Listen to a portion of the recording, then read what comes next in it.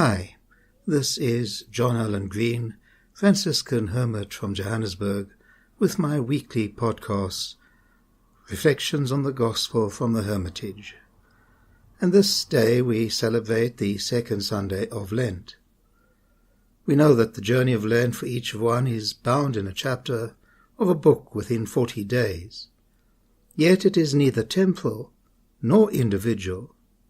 It is the journey of a people, a nation, and a family.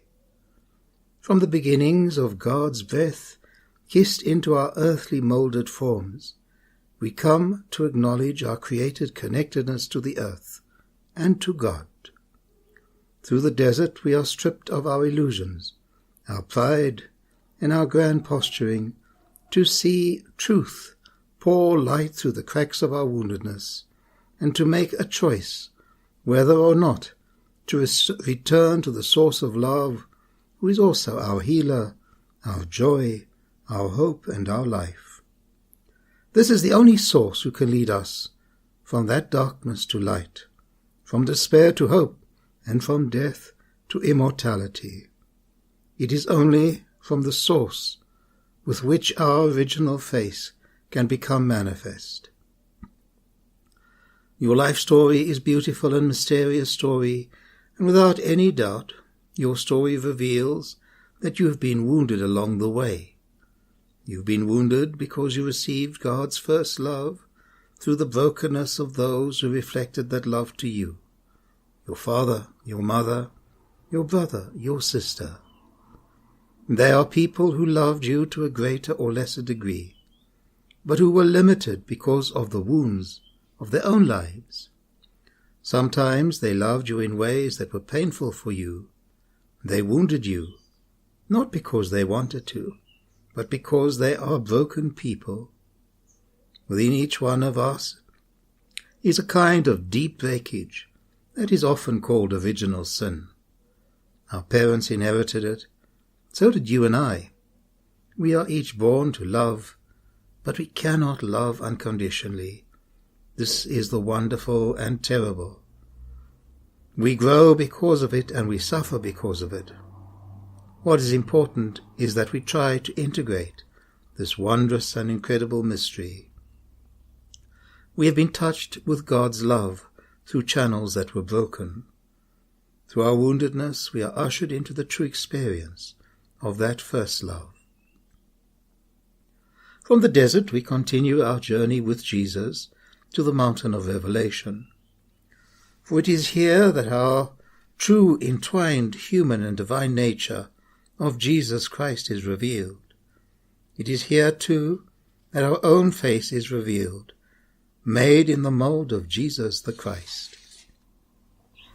Here on the mountain of revelation, we also, like the apostles, are called to put aside the practice of investigating words and imposing meaning and interpretation on the ineffable experience, that luminal space between our temporal world and that which is transcendent. First, we discard the judgments of the mind that are addicted to its own definitions of what is useful and useless, important and unimportant, to be cherished or discarded. Now we release those beloved phrases and slogans that speak to the pretenses of who we are compared to our idols and scapegoats. Finally, we allow that eternal and transcendent light to shine inwards through those cracks of our brokenness, to recognize and to resonate with the original light of the Spirit within us. Now we will behold our original and true face. We are of the light, but we are not the light, and so we stand in silent and humble contemplation of the eternal and unchanging light of the world. Listen and you will live. Incline the ear of your heart. The words of St. Francis of Assisi in his letter to the entire order are an invitation to listen to Christ, true wisdom of the Father. This contemplation becomes a way of looking, a way of observing, a way of discovering, and a way of recognizing with the spiritual eyes of faith, the real presence of God in this world.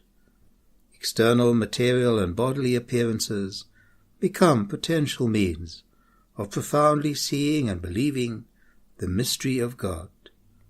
The created world becomes transparent, and thus the traces of God can be recognized in it.